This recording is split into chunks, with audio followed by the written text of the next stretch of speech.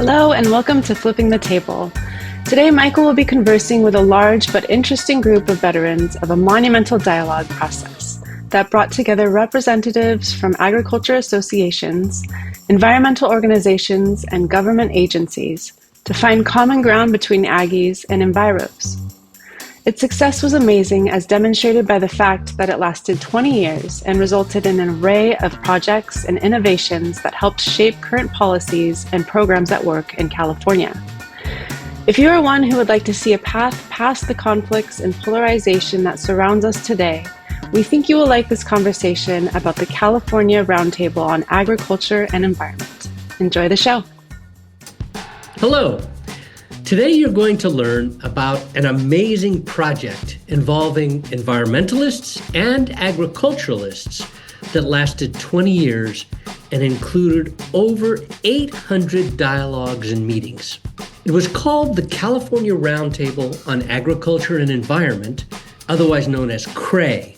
It just had its closing celebration gathering in January after ceasing operations. The CRAE was funded by Roots of Change before I became its executive director.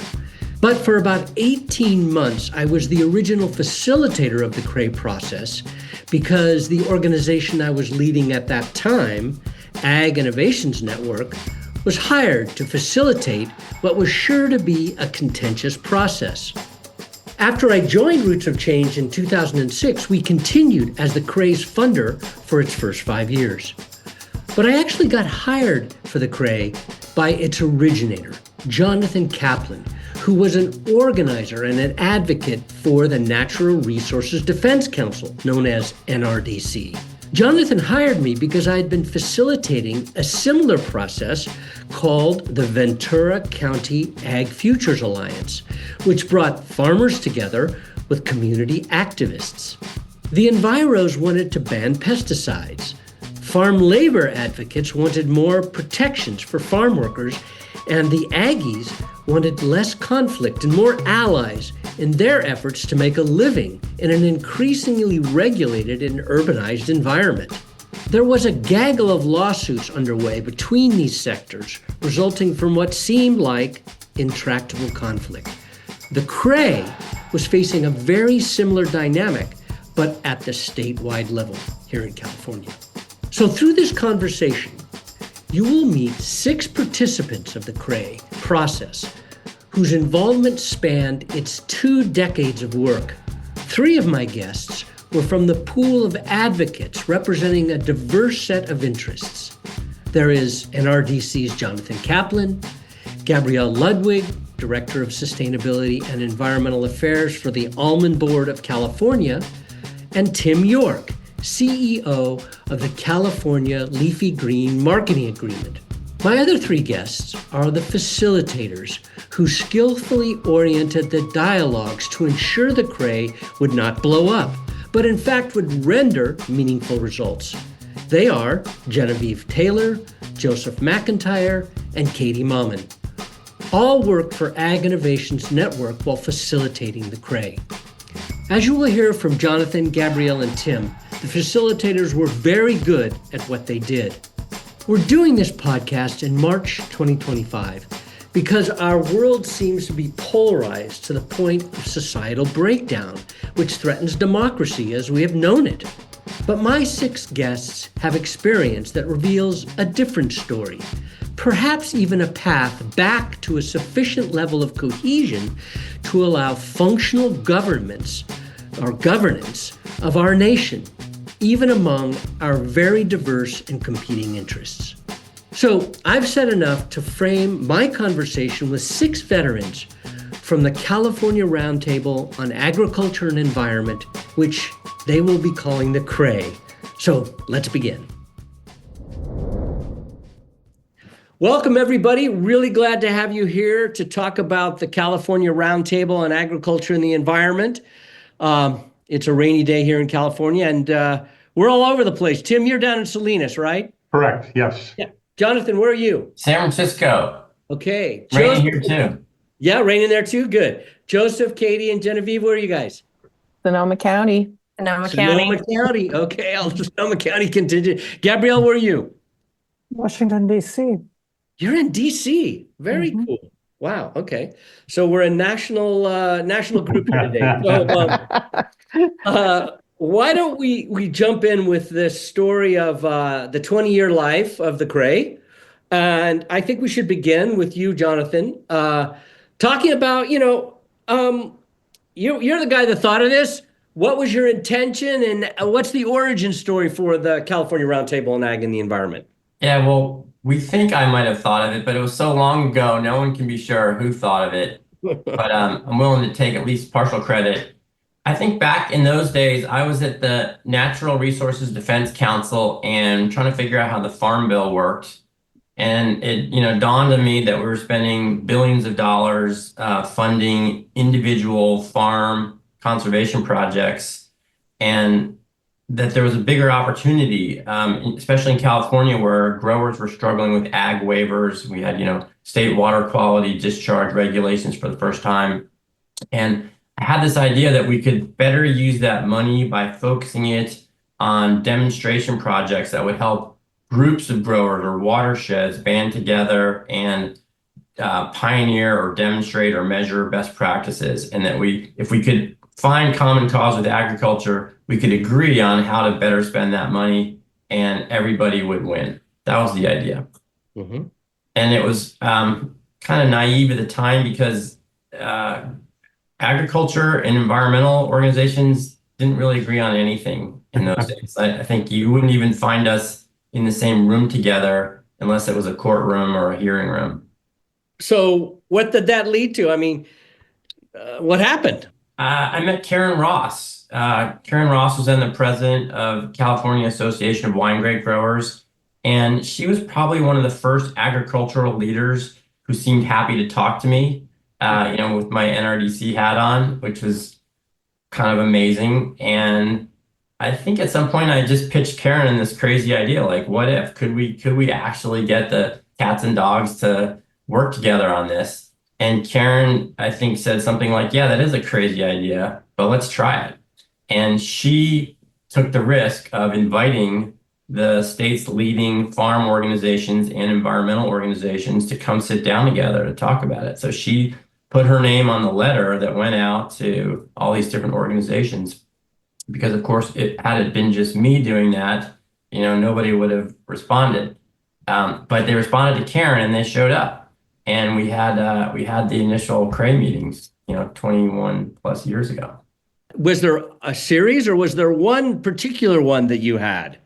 Well, that became the first of what I'm now told is 830 meetings. I still don't know how we got up to 830 meetings, but there were a lot of meetings that happened after that. And after the first meeting, it was not clear that there would ever be another meeting because I would say the first meeting was not a slam dunk or not a home run. I trotted out my Farm Bill proposal and it landed with a dull thud. It was, pretty much dead on arrival with that group. And,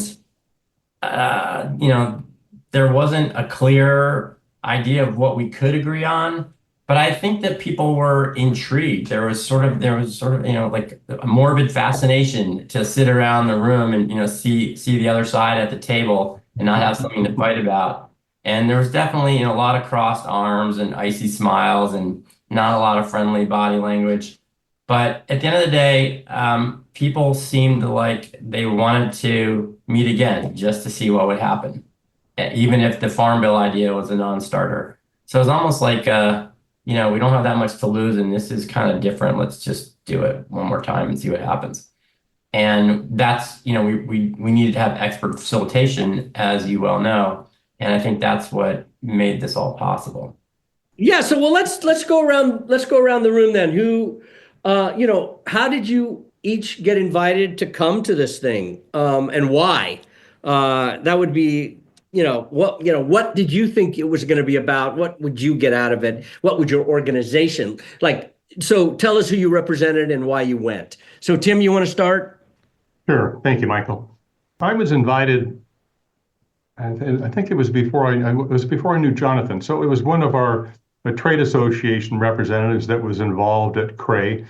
and this is 2007 or so, and we were heavily involved in what we refer to as the spinach crisis in the industry when FDA put out a notice in 2006, don't eat spinach. And we were calling for strong food safety measures along with other buyers. We were the largest buyer for the food service sector, and we were using our influence and our voice to say we need a common food safety program. And that led to some concerns among the environmental partners of CRAE about where maybe there were metrics or standards around food safety that went too far and had adverse effects on the environmental community or animals, habitat, whatever that they were trying to protect. And so I was invited to come in and be part of CRAE and part of that conversation and lend a voice to it. It was interesting to come into that place at first, as Jonathan said, there's this morbid curiosity almost about what this group was like. And his organization and others were people that had been quite adversarial seemingly adversarial, I should say, with the agricultural community. And so it was really interesting to have these people sitting across the table and then trying to find, as Jonathan coined it, that common cause of where we had overlap and common interests. And this led to further work in that environmental work with one of our environmental partners. She and I worked closely on that, particularly here in the Salinas Valley. And that led to a white paper that CRAE published in 2010 with food safety principles that still kept in mind sustainability or environmental protections at the same time. So you thought there would be something to be gained. How about for you, Gabrielle? Well, And you represented who? so I represented and I still represent the almond board or the almond industry of California. And I didn't join until, I'm not sure, 2010, 2011, somewhere in that range. But when I was looking back at emails, I realized that Chris Heinz, who had been managing the production research and the environmental committee, and she brought me in actually into the almond board, that she had actually been part of CRAE earlier on. But I have to, when she moved on shortly after I joined, and so don't remember really hearing that much about it. But I think it was really more through Paul Butner that I heard more about it, and I was intrigued. But I just got an invitation, would you like to join? And I this sounds really interesting. Yeah, and Paul was part of the rice industry. Right, and Paul's with the rice industry. So, but we had gotten to talking, I can't remember how, and so someone had recommended that CRAE reach out and see if I'd be interested in joining, because there was a gap between the last time Chris Heinz had been there and I joined. And I think from my perspective, it really was just curiosity is probably number one. And then, as others have mentioned, just that opportunity to hear different perspectives and ways in a unique way that I knew I wouldn't get anywhere else. Mm-hmm. Interesting. Okay. So now, there's three. Oh, go ahead. Go ahead. You want to say something? And I think the other thing was just that sort of in this time frame, the almond industry was growing. So probably when we started, it was maybe in the top 10 crops in acreage and value. And more recently, it's been in the top 3 crops in acreage and value. So that's the other thing that probably contributed to the interest in having the almond industry participate, because we were larger, we fund research. People knew that we were engaged in trying to address some of these issues. Mm-hmm. Yeah. Okay, good. And so the three of you who have spoken so far were kind of representing the two sides of the coin, so to speak. But we have with us today the 3 people who were the facilitators of it for the longest periods of time. And so I just want to start with each of you. Like, when you came to it, what was your intention? What were you thinking about? Joseph, you want to start? Yeah, that makes sense. Thanks, Michael. First of all, at the time I was working with Ag Innovations. Ultimately, I became the executive director of it. And, we always felt, and I always personally felt, that there was a whole class of issues that my friends in the environmental community and my friends in the agricultural community absolutely could not solve on their own. that the balance of power between the two of them was too even.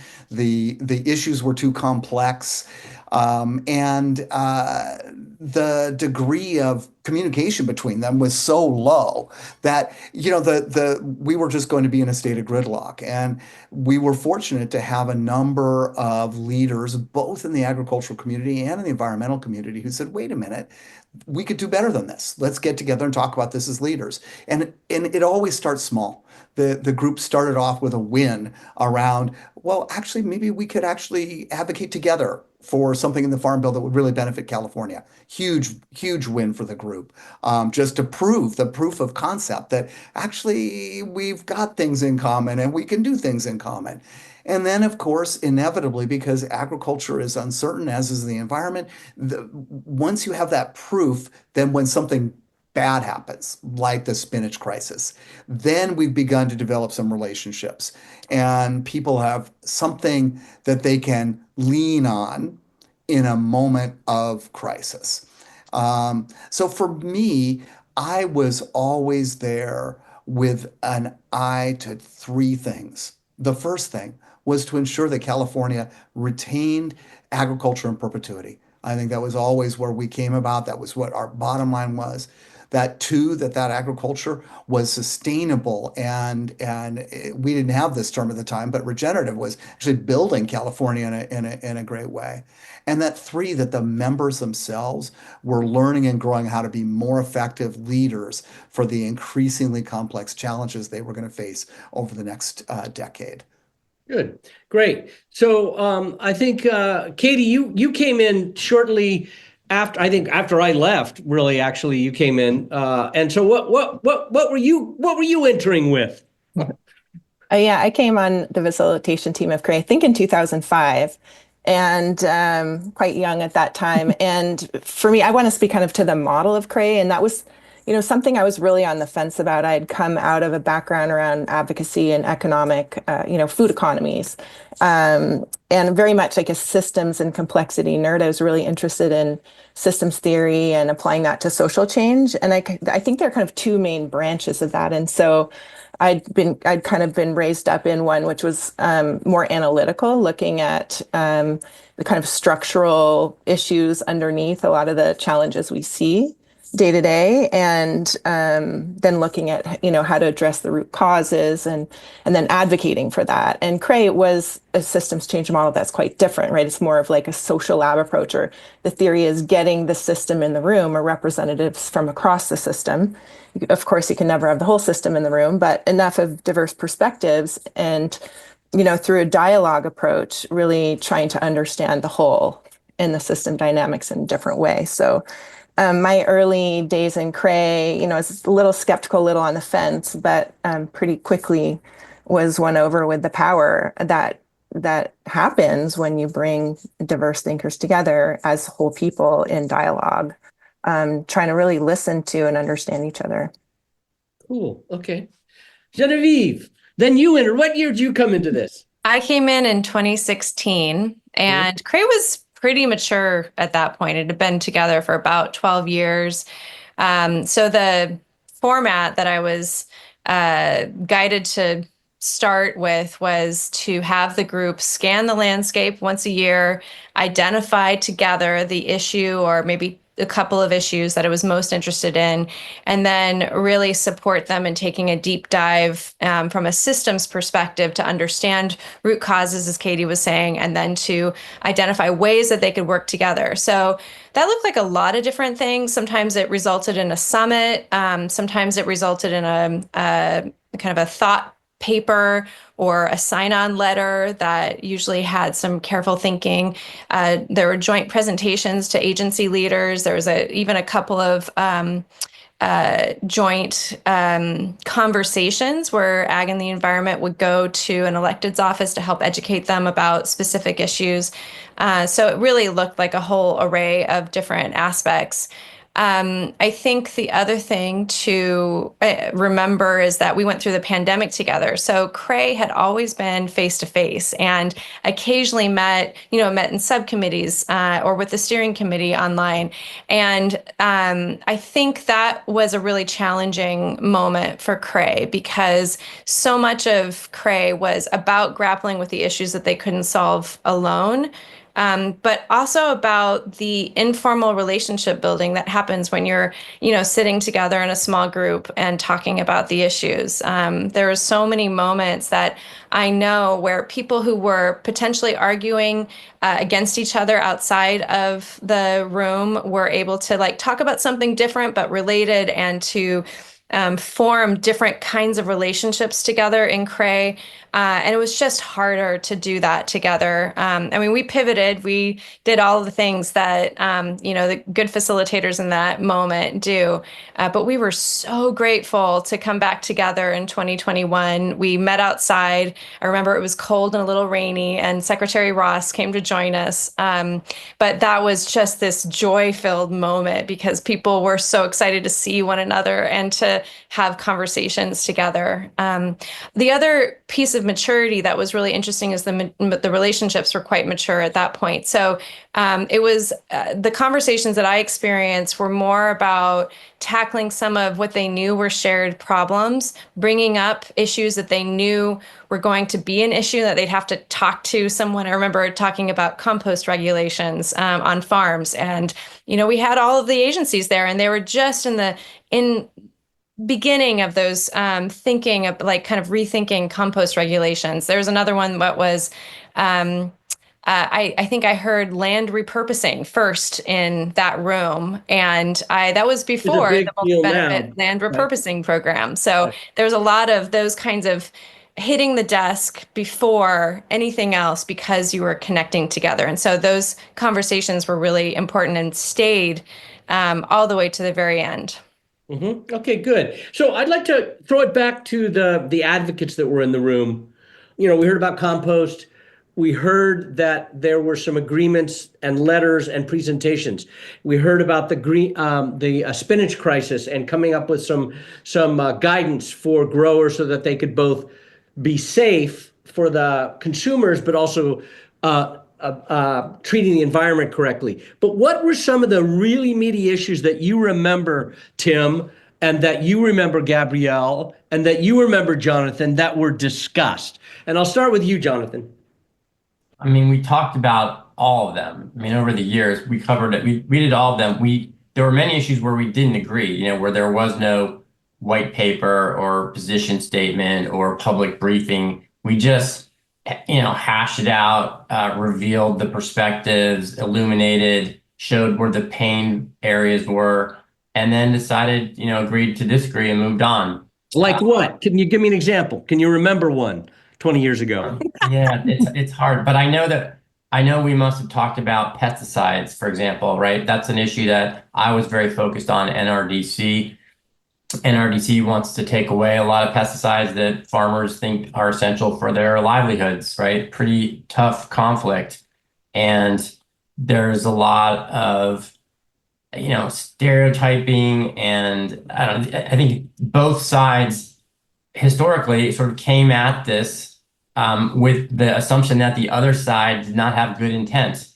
And when you really start unpacking the facts and the motives behind the facts, that's when you get into, some really interesting discussions, and you realize that there's a lot of good people around the room. Everybody's trying to do the best they can. They have their own constraints, their own needs, their own lines in the sand they can't cross. But, recognizing that a lot of these people, probably all of them, are trying to do the right thing from their perspective. Mm-hmm. And, I think for me, that was a big part of the meaning of the Cray experience, was appreciating that and getting to know the individuals and, enjoying them as people. Mm-hmm. Even if I didn't agree with everything that they said. Great. I wanted to follow up on what Jonathan said, because one of the points that Joseph made in my early days at Cray still resonates with me. And that is we in the room couldn't control what our larger organizations said or did. Jonathan could bring his best intents to have a healthy dialogue and exchange with those of us in the ag community, but he couldn't control the larger organization for whom he was working. So it came to the point where we really had to trust each other. And I think that was the really thing that was so critical and made Cray work, was this trust in each other, that when Jonathan said something, I believed him, that was his word was good, no matter what the rest of his organization or any other, speaking of an environmental community, any other thing they said, did, how they reacted, didn't undermine what Jonathan was trying to do in the room with us. And I think that was a really critical lesson that Joseph helped point out early in my days at Cray that still resonates with me in some of the work that I'm doing. That's interesting. Thank you. Gabrielle. Yes, sort of thinking about it. I mean, some area, I mean, I remember, Genevieve mentioned like having a summit. So we raised the issue that, hey, there's all these co-products out there, and can we find better ways of using them? So in case of almonds, the hulls and the shells and the woody biomass at the end of an orchard's lifespan. And again, it was something that I think some people hadn't thought about, but then when they started to really dig into it, it became aware that there were opportunities here that crossed the spectrum. And so that was one of those things that was just interesting to see.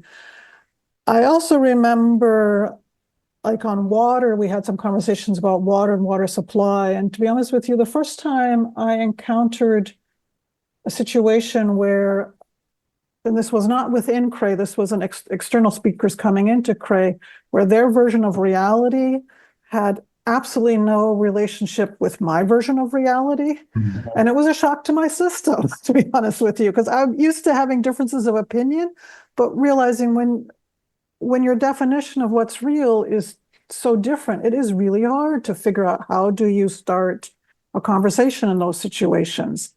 Can you describe how you got past that, or did you? I mean, can you talk about water, what it led to? I don't remember it actually leading to anything other than going, oh my God, because in this case, it was the state agency whose perspective was so out of line with what we were seeing and how we saw the world. And that's a hard one to figure out. How do you grapple with when the state agency itself has a very different definition of reality than, and this wasn't just ag versus non-ag, pretty much everybody else in the room. I remember looking across the room and a couple of us going, really? I mean, just this look. So that was an example of okay, how do you deal with this? And I mean, I think we politely asked questions and probed, but it wasn't easy. We hope you're enjoying this conversation of Flipping the Table. Please subscribe to this podcast and write us a brief review and give us a rating. These help us to improve the show and to build our audience. More listeners will help grow the movement to make food and farming solutions to many environmental, health, and social problems we face. It's easy. Please subscribe, review, and rate. Now back to the conversation. I'd like to hear from the facilitators about this particular problem, because it goes back to what Katie said about the system, right? So you've got a government agency that's working on federal or state policies that are determined by the whole state or the whole nation that are impinging upon the enviros and the aggies in the room. What did you guys as facilitators do with those situations? Katie, you want to start? Yeah, sure. I think that's a really sticky issue. And I think one of the first phases in the work when you're talking about an issue is building alignment, building a shared story about reality. And Gabrielle, I hear you speaking to an instance where that wasn't the case, but part of it is really, developing and building that through listening. So there's also this layer, which is kind of building leadership around collaborative leadership. Like, what does it mean to show up in a room full of people and be a leader? So there's like some capacity building around listening, standing in each other's shoes, suspending certainty, these kind of, muscles that we have to build in order to do this work together. but then really slowing down and doing learning journeys or really, hearing from each other. What is your view of reality and what informs that? And here's my experience. And, with enough time, you can usually develop a shared view of reality. And that in itself tends to unlock really powerful ways forward that before that point weren't really accessible. Great. Genevieve? I think I may have been in the room with the situation that Gabrielle was just mentioning, but what I remember, not about that particular moment, but is that when we were talking about water, we started from a premise of identifying a shared commitment that without agriculture in California, environmental viability was also a challenge. And so this kind of shared commitment to agricultural and environmental beyond viability, but at the baseline viability. And from there, SGMA, the Sustainable Groundwater Management Act, came out in, before 2016, but we started to see the planning happening in 2016. And people became very concerned about that. And I think actually, we're seeing now some of the impacts of that. So having that shared commitment, the environmental sector knowing that it couldn't achieve its outcomes without thriving agriculture, and that agriculture knew that in that room there were others that wanted them in California. Because I think that has been a debate about ag's role in California and how it. I think it's been challenging at times to for ag to feel like it's welcome here in many ways. And also, I think there's been challenges on the environmental sector to say, like, well, you're welcome under these circumstances, but let's talk about what that means. And so they were able to have that kind of nuanced conversation, and from there could start to untangle, like, what does it take for ag viability? And we went from there into a shared letter on what were the priorities around both the water portfolio that DWR put out and Department of Water Resources, yeah. Thank you. Exactly. And then also the 30 by 30 initiative that California was doing. And there was some very interesting. Tell us what the 30 by 30 is, because people. Yeah, so that's an effort to enable conservation to happen 30% of California's state lands, really, and I guess state and federal. Maybe you could correct me on that one, as well by 2030. So it's intending to really meet this big target. And it was a federal initiative that Governor Newsom really signed up for. And there were many ways that they could do all the things that Governor Newsom was wanting to if they worked with ag as partners and continued to work with the environment. And so there was a series of about 5 different areas, which were pretty standard. Let's coordinate together. Let's talk to each other. Let's use what's already in place rather than creating new initiatives, those kinds of pieces that came out of that. I don't think any of that would have been possible without that fundamental and shared principle of needing agriculture to be in California in order for the rest of these outcomes to happen. So the enviros needed the farms and the ranches in order to achieve their environmental goals. Joseph, can you throw some perspective on this? And also, where did the water conversation, which Gabrielle brought up, which I know is a tough one, there were some outcomes or some outgrowths from the CRAE around water, right? Absolutely. First of all, the CRAE actually had decided at some point along the way that water was simply too big of an issue in and of itself to be handled within CRAE. And they actually asked us to go and form a new body that would look at it. And this was the California Roundtable on Water and Food Supply. And in putting that together, which is something that Ag Innovations did and Katie and I were the sort of lead on, what we were trying to do was to bring together individuals from important organizations who did understand water, but who were actual stakeholders. and to create the conditions to free them so that they could actually speak about the reality. And I'll give you an example. I can remember a particular meeting that we had at the California Roundtable after it had been going for a while, and they'd established a common language. They'd established what stewardship meant to everybody. But one of the members said to us, no matter how well I do my job, and this is a water manager, no matter how well I do it, how diligent I am going to get shot by my agricultural friends and shot by my environmental friends. I am absolutely in a no-win situation. Why was he in a no-win situation? Well, that's the interesting challenge that we face in California and across the world when there is a limited resource that has to be allocated across multiple important uses. Boy, that puts human beings at their worst. Right? Because naturally, we're all interested in protecting the thing that's closest to our heart, whether that's our fields and our farms and our livelihood, or that's our fish and our birds and our natural environment.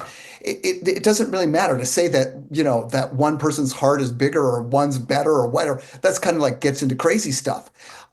What we try to do in the California Roundtable on Water and Food Supply was actually acknowledge the scope of the dilemma and then provide some guidance about how to manage it along a sensible route, a moderate route, a middle ground, if you would, that really tried to find the balance. Now, there's not a lot of tolerance for that approach these days, but back then I think we had some good luck, and that group particularly turned out 4 reports, I believe the number was, that were incredibly influential, widely distributed in the water world. So I think we really did some good things. And if I could take just another second, I want to shift it just a little bit to another example that really gives you why this story is important for people to hear. What story? The Cray story? Or the Cray story. Okay. I want you guys to roll back, and I think Tim and Jonathan and Gabrielle, you will remember this if I remind you about this, because if you remember back in 2007, the light brown apple moth was discovered in California. And the light brown apple moth is an herbivore that eats a wide variety of plants and is particularly devastating if it gets established in agricultural areas. And it was established in the Santa Cruz area. And they were trying to do what we normally do with invasive pests, is eradicate it. And one of the ways that they were going to eradicate it was to spray a pheromone across the entirety of the urban population of the Santa Cruz area. Now you can imagine that was not well received by the population. Why did it come to us? Well, the Cray held a large-scale Cray meeting that involved advocates and stakeholders from the community, as well as from the California Department of Food and Agriculture, as well as our agricultural and environmentalist members, to hear the story on the ground from the people who are affected. And because that was conducted in front of the people at the California Department of Food and Agriculture who were making the decisions about how they were going to approach the process of managing light brown apple moth, and it was endorsed and supported by Cray, that conversation was very, 1, emotional, 2, intense, and 3, transformative, because it finally put into the room what was at stake. So again, remember, a lot of these conflicts have to do with, I'm trying to protect my livelihood. And if you have that on one hand, but you've got, I'm trying to protect my children on the other, right? You've got the situation where we can go into gridlock and fight each other in the courts forever and ever, or we can come up with better policy. Yeah. And what happened was the Cray recommended a better policy, which was ultimately adopted by CDFA. Gabrielle, So, did you? Yeah, I wanted to actually tie in with the water, and this is in some ways, Joseph just gave a nice story about how something went from this detail into the bigger picture. And I actually was going to say take water and talk about it more, going from the bigger picture into something specific. And that, as was mentioned earlier, one of the big benefits of being part of Cray was getting to know people from these different, whether from these different groups and gaining some trust. So one thing that happened for us was at a CRAE meeting, someone from Sustainable Conservation reached out and said, hey, we want to talk to you about groundwater recharge. We can't quite figure out where almonds fit into this picture. So I said, okay, great, because they trusted to bring the question, and I invited them to come to one of our environmental committee meetings where we have growers and PCAs and so forth that decide how to fund some research. And so they got to ask the question. It was actually very funny because you had one grower go, I mean, literally like wrap his arms around like, no, my babies, don't do it. And the grower next to him going, no problem. Well, the one guy was on heavier soil, the other guy was on sandy soil. That was the difference. But the outcome of it was that we funded research into to what extent can almonds handle this excess water to do groundwater recharge, and when can it be done? And it's now, so we said, hey, we can contribute to being a small part of this larger solution because of the conversations in CRAE and then the trust in CRAE, and then bringing it external to CRAE to work on it. But I just wanted to give that as an example of something that to me was incredibly valuable because, again, in my job at the time, I linked into the research world. So part of it was saying, hey, there's this, and this going on. Where do we in almonds need to either figure out how to do something better from a growing perspective or develop data that might be relevant to these processes? And this was an example to me that came out of these conversations that went into a specific. It's a very good example, Gabrielle, about how that works. And how, because groundwater recharge is so huge in our state, such a big issue. And the fact that one of the largest crops in the state can now be part of the solution is the kind of win-win that I think the California Roundtable or CRAE was designed to do. Jonathan, do you have something you want to add on this? And then Tim. No, I'm going back to the LBAM. I had forgotten all about that. And I remember, blood on the carpet at NRDC, like trying to persuade my colleagues to, I don't know to at least not condemn the LBAM sprayings. I can't remember where we ended up. Maybe somebody else on the call remembers what position NRDC ultimately took. But that was a really interesting one. And that was often my position, being an advocate, in an environmental organization that does a lot of litigation and regulatory advocacy, does not do a lot of facilitated group gatherings, right? That's not NRC's core strategy. So I sometimes had to explain what the hell I was doing with this CRAE project to some of my colleagues, and I think they got it. And saw sort of like the long-term opportunities and the relationship building opportunities. But in the specific examples of the things we were discussing and trying to align on, sometimes it got a little hairy. Yeah, I can imagine, because NRDC is really known as an organization that sues and wins. That's what it's about. So that's a interesting dilemma you were kind of in. Tim, what are your thoughts on all of this? I think the LBAM is a good example of something that we didn't have a direct interest in, because my role was somewhat limited as a buyer of fruits and veg. I was interested in the viability of the agricultural industry, having a wide variety of products available to us out of California and grown safely from a food safety standpoint. So there were some issues that didn't directly affect me or my interest within CRAE, but still the dialogue was interesting to be part of and hear this discussion and watch the interaction between each other. It was a great almost laboratory to see how collaboration really can work when you get good facilitation, people that come together with good intentions to find common ground, and then based on that common ground, look for how we move based on that. Yeah, that's interesting. A couple of things you said, Tim, really stick out for me. One is what I think Joseph said at the beginning about the intention to create learning, a depth of learning and leadership. I think Katie mentioned that too, this idea of how do you become a leader in a place like that? The listening becomes so important, but also the data and the information you're gaining from the conversations, the dialogues deepens your ability to connect things and see the whole. So that seemed really interesting.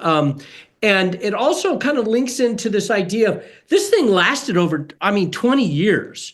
That is some evidence of success because you were dealing with what they call wicked problems, problems that are really hard to solve. And many of you have described what that means or how difficult it is. But this thing lasted 20 years. So I'd like to hear a little bit from each of the facilitators about why, what, how does that happen? Genevieve, you want to start? Yeah. I actually think that some of the you said leadership and learning, that was a critical part. I also think genuine curiosity was a really important part. And Gabrielle, I have to praise you all over the place for the great questions that you asked in Cray again and again, including, as I remember, what's going on with the orchard recycling? And which led us, down a year and a half of thinking about understanding about biomass, cogen plants, and actually interacting with the task force on pine bark beetle infestations, which led to the wildfire task force, which is so pivotal for action in California now. I mean, we were in early stages at that point, and I will say, in terms of ripples, it also led to Ag Innovations and the California Water Action Collaborative really supporting and thinking through and understanding biomass and how to make a difference in the Sierra in ways that affected water and climate, and worked with corporations to help them find solutions that really could meet their goals while also supporting California's goals. So there were so many ripple effects that we saw for us, and those ripple effects, I think, came back again and again. We heard from another member that the work that we did on the Farm Bill made it possible for them to get, their local RCD funded in a way that they'd never been able to do before. And she's been one of our longest members, and I think it has to do with that, that success. So these successes that happened directly and indirectly out of Cray kept people coming back. And I remember another environmental member said, if we didn't have Cray, we'd have to do something like it. We'd have to get it going in another way, because it's the only way that some of these conversations are possible. Okay, great. That's great. Katie. Yeah, I just building on that, that makes me think, Genevieve, of kind of like the social field and the social innovation that as people come together, there's this sense making that happens, but also this innovation, right? These breakthroughs, these aha moments where you see things in a new way or new ideas come forward. So that's like the real fertile soil of a group like Cray that has almost like a magic to it sometimes. When it's really going well. Just another little layer that feels juicy to me is we would always start meetings with an information share, and it sounds very simple, but it's really just like what's bubbling up in the field. And it was really this no pressure, just sharing, what are we hearing? What are we learning about? What's important for us to know at the intersection of agriculture and the environment? And to me, that just felt so rich in terms of sense making or making sense of what's happening. And I that was a place where I saw a lot of members really light up, and some of these connections happened that then led to action, as issues were just emerging rather than kind of catching them at the tail end. So those were a couple of aspects that led me to feel, that kind of kept people coming back, because it's all, we also heard a lot of Cray members say, we really don't have spaces like this where we're not, with our heads down, like in a particular policy, but get a chance to look at the whole picture. Mm-hmm. So yeah, so the secret sauce seems to be this learning component that led to aha moments that enrich people's lives and their thinking, really, right? And also lead to solutions. So Joseph, what are your thoughts? Well, I can tell you, I'm going to speak to it from a really simple way as a facilitator. I tried to make sure that every one of those meetings was fun, that there were three things in them always. There was an opportunity to network. That could have been through the information share, could have been the timing, that, whatever there was. there was an opportunity for real deep learning, and learning, whether that's a knowledge thing or leadership development or a new systems tool. We brought a lot of ways for people to become even more effective in their jobs, and that there was action. There was something to be done. Um, I also think that it mattered that the people who were in the room represented a group of people that would not get together otherwise. And so there was an opportunity here for you to learn something and be around people, even within the agricultural industry or within the environmental community, to hear from your colleagues about a different way of thinking about it. And so I think that those intersections, those that kind of design, so that you're building more and more goodwill between the people, more and more skill, and you're connecting different parts of the communities that you're working with, the environmental community, the agricultural community, so that there's more cohesion as we develop these relationships. And Michael, I know you know this and have spoken before about this. As we build these relationships, the quality of the thinking increases. And when those good thoughts start to come out, boy, you get that chain of reaction like Genevieve was talking about, where you went from woody biomass in the orchards to, oh my goodness, this applies to the entirety of the upslope of the Sierra Nevada mountains. That's the kind of innovation laboratory that we were trying to build, and I think that's why people kept coming back. Good. Jonathan, you had your hand up. I'm sorry that I didn't get to you sooner. I didn't see you sooner. No, all good, all good. I'm wondering if this might be a good moment to face the future for a second here. I mean, we've been talking about the past, what brought us together, why we stayed together, why we kept the conversation going. But I kind of feel like CRAE has served as an important laboratory that the red state, blue state wars now need to learn from. And I think, we all know what happens when we get too comfortable living and working and communicating just within our own silo. It's very easy to start disrespecting, dismissing, ignoring the people who are in the other silo. And you start saying and doing things that offend them, that make the silo entrenchment even worse. And you might not even know you're doing it. And that just feeds on itself. And I think we've seen, alarming levels of distrust and even hostility now among some of the same factions, certainly the same politically identified factions in other parts of the country. And when we started out at CRAE, I think we had the same challenge. We had the same red state, blue state conflict right here in California.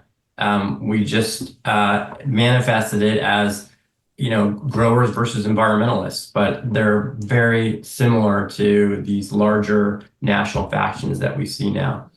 And, funny story, I'll just tell you what happened after our first CRAE meeting that I think kind of embodies this. I got home after that first meeting, and there was an email in my inbox that was sent to me by a leader of one of the ag organizations who I had just met that day. And the email said, "Alert, alert, NRDC has a new scheme to get onto our farms and ranches. They're calling it Farm Bill Demonstration Projects, but we won't be fooled." It was something alarmist like that, and it had taken what I had said out of context. And this person had accidentally sent the email to me, right? So they never would have done that to my face, but very easy to do when you're comfortable in your own community to send out messages like that. And, I then called this person up on the phone right after I got that email and said, "Hey, just got that email. Thanks for sharing it with me." And there was silence on the phone. This person said something like, "Shit, you got me." And then we had this really honest conversation, maybe the most honest conversation I'd ever had with an ag leader, at that point in my career. And it just kind of melted through the barriers, and we were just like two individuals having a real connection. And it made me really appreciate the barriers and the silos that are otherwise up and around me, most of the time. So anyway, I just, I think CRAE made an important contribution, but maybe its greatest contribution could be in trying to inform what happens next in this country. And I don't know how or what that would look like, but I just feel like the core learning, the core appreciation that we've all gained on both sides of this, these two tribes, is exactly what the country needs right now. Thank you, Jonathan. I do want to pursue that. I want to say one little thing in between before we move to that to see what other people think about your thesis here. I don't know if and part of your responses can be whether you agree with this hypothesis that I have. Because I remember before the Cray, when the first few years of Cray anyway, when A.G. Calamuro was the Secretary of Agriculture, and how often he was attacked for trying to do things by the agricultural community. It was pretty bloody. I heard things from different leaders of the ag community criticizing him many times. And after a few years of the Cray, and then when Karen came in, it wasn't that way anymore. And I have a feeling that the Cray was part of the reason that environment changed, that there was enough a kind of communication and trust building among the different parties that there was a different vibe, a different sense of how these policies could come forward. So under the Brown and Newsom administration, there have been a ton of policies that have been beneficial to both parties. The Healthy Soils Program, the SWEEP program, the compost program on dairies, the AMP program. So I'm just curious if you think that the Cray created an environment where, and other things that you've mentioned, that the examples of things that spun off and created new change. Did it create a different political environment? And that's how it relates to what Jonathan brought up. Let me reflect a minute, Michael, on my evolution with Cray and some of the things that spawned from Cray in that evolution, because I first started working on the food safety component, right? And we had principles around co-management. And then I worked with one of our environmental partners on a report called Safe and Sustainable about that conflict within the Salinas Valley that was then published. And then one of Jonathan's colleagues was working on food waste, and we helped facilitate 2 days of going through fields and looking at waste that was left after harvest. And that led into work that I began doing with food banks, looking at the food waste. And then I was asked to speak at Feeding America's annual convention because I was one of the truth tellers about what was wrong with the food bank model and what wasn't working within Feeding America. And then that led to work that we did directly with the Arizona Diamondbacks and one of our companies down in Arizona, working with them. And there's still some work going on interacting with the healthcare community down there and looking at how we could prescribe fruits and vegetables as part of medicine, if you will. And that all came out of Cray and those relationships. And so each of those was built upon what we've used that word trust. Each of those was built upon trust with each partner along the way that said, here's somebody I can work with, and I know when he says this, it's genuine and sincere and he believes it. And I think that was really for me, that was the beauty of Cray, as all these other interesting projects that we got involved in. I didn't even mention the Stewardship Index that Jonathan and others and I worked on. So there's so many projects and interesting, I think, accomplishments came out of simply my sitting at the table with some of these people whom I would never have talked to otherwise, sitting around that table and meeting them and realizing we've got common interests and common goals here. And that to me was really the beauty of my personal experience at Cray. So I don't think I answered your question, but I just want to reflect on my personal experience, because that really was very rewarding for me, the work that I was able to do and the people that I was able to work with because of relationships built within Cray. That's beautiful. That's great. Gabrielle, you want to say anything? I think what Tim said was just really nice. I think having these opportunities to talk and hear, but with good facilitation. I mean, I cannot underestimate, I don't think we have said this from the members' side, is that good facilitation makes a humongous difference in terms of building that trust and being able to hear. And I think that's the part that's really hard right now, is we do not have a lot of people who are trusted enough to even be in that facilitative role to help us have those conversations that need to happen. So I think the model is there. I mean, for example, I do think, for example, there's something called the water blueprint. I think they used similar models of trying to bring different stakeholders to the table to talk about some very specific issues and move them forward. So I do think that we've seen some of this happen.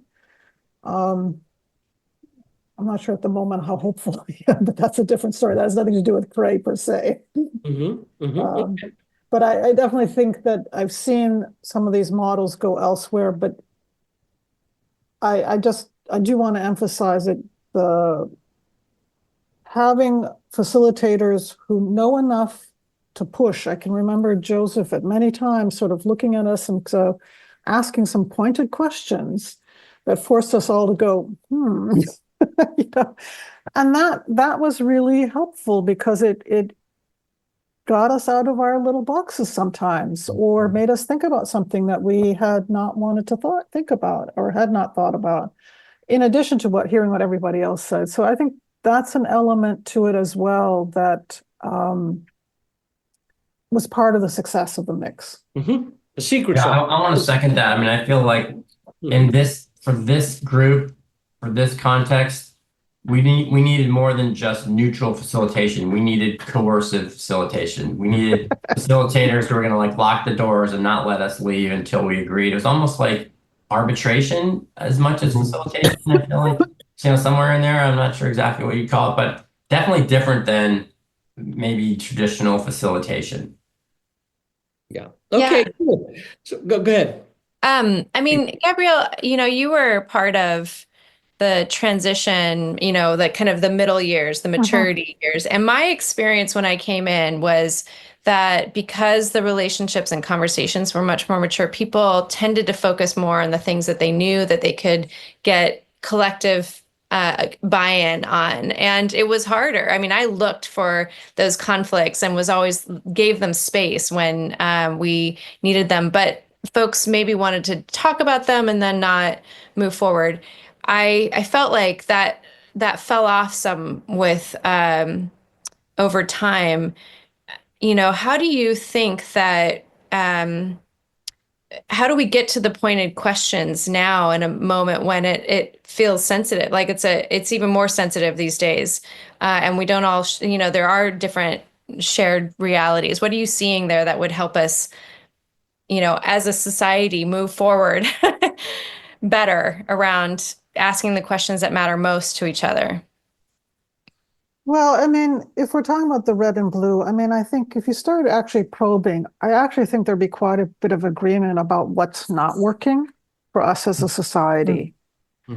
How we want to solve that might be very different. But if you started there and just started to ask, I mean, this gets into politics, but when I was on a flight back to DC shortly before the inauguration, the guy next to me was looking at places, as a tourist. So I started talking to him at the end and I gave him some advice, and he was there for inauguration. And I remember saying something to the effect, I said, yeah, I can see that there's this need for change. I'm just not sure the person right now is the best person to do that, being very polite. And I think there's ways, if we started to talk about how we feel, I mean, and that's something, like in Cray, we would have those conversations where, this land use, we're all struggling with it. We're coming at it from different perspectives, but we all feel like it's not right. So let's learn about it and let's bring it up and start learning about it. But at least we started with, hey, we all feel like something's not right here. And can we start figuring out how to talk about it, how to learn enough about it to then figure out paths forward? So that's kind of for the moment, I think, where we are in our society right now is, can we at least come to agreement about what we're frustrated with, what we'd like to see done differently. And then you can start talking about, well, how would you go about doing that? Mhm. That's interesting. Well, we're entering the last couple of minutes here, last few minutes. So let's go around. I'll start with Katie. Any kind of closing thoughts? You can refer to what Jonathan brought up. I'm curious what you think about what I said and what Gabrielle said and Tim said. Just sum up if you can and synthesize. That's what you're good at. One of the things you're good at. What you've heard and what you want listeners and those who view this to take away from this conversation.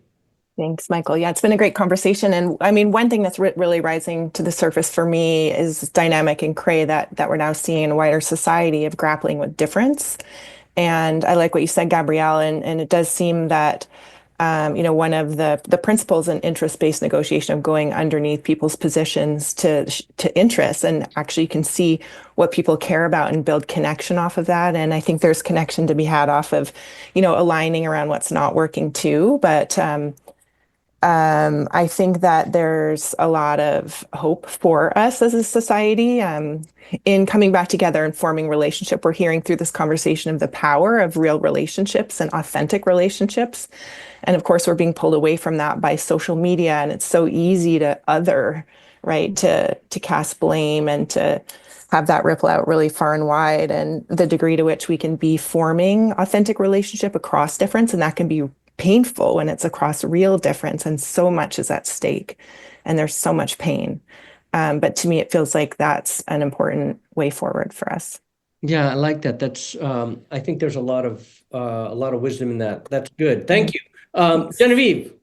I would go back again to what Gabrielle was just saying about, and you can see the curiosity that I think was such an important component of, the collaborative leadership that was in Cray, and that I see in Gabrielle. I also think side by side is courage to ask those questions, and I don't think you can actually in these days be curious without courage.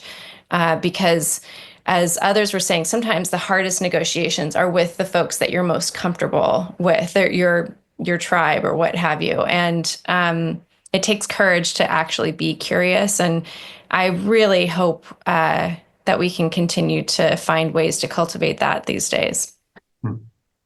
Joseph. Well, thank you, Michael, and thanks to everybody for a wonderful conversation. Before every meeting of the Cray, I would remind myself of something. I would ask for help internally for me to be able to help this group to rise above the differences and distinctions that divide us, and to see what it is that unites us, what pulls us forward into the future that we care about and we want. And I personally would say to my friends in the food movement and the listeners to this podcast that we know how to do this. We have the social technology. We have the tools. We know that if you can get people who are willing to suspend the idea that they're perfectly informed, even for just a little bit, and to listen to new perspectives, that new ideas and new connections and new opportunities will come forward.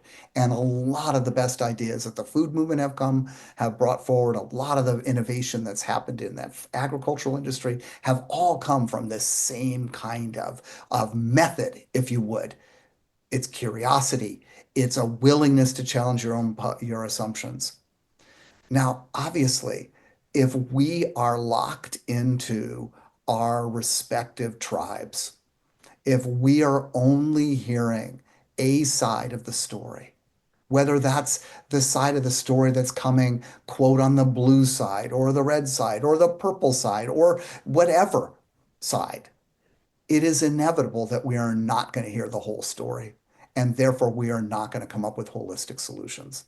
And so I would say to my colleagues in the facilitation world, to my friends who participated in roundtables like this, do the work. Do the work on yourself, do the work to understand the problems, and be willing to set aside the orthodoxy and embrace the possibility that there are new and better ways to do things. Good. Tim, any closing thoughts? As always, inspiring thoughts, Jonathan. Joseph, what made you such a brilliant facilitator and challenged us, and was such a rich experience for me. I think rather than the end of Cray, this really, as Jonathan has kind of said, this needs the beginning of a new Cray. And I think it'd be really interesting to pull together interested parties to sit around a table and look for those common areas once again, because the landscape has changed a lot since 2005 when Cray started, and find out where there are, again, common challenges and perhaps common ground that we could begin to work from as a demonstration to others, continuing demonstration to others about how collaboration really can work and drive change.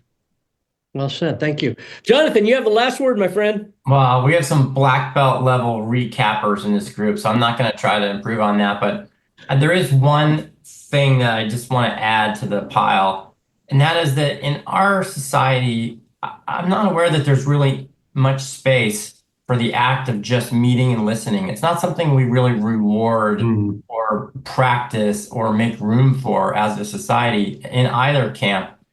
If you're a lobbyist, you get hired to pass a bill or change a regulation. Nobody hires you to go hear what the other side is thinking and to get to know them and understand what they need.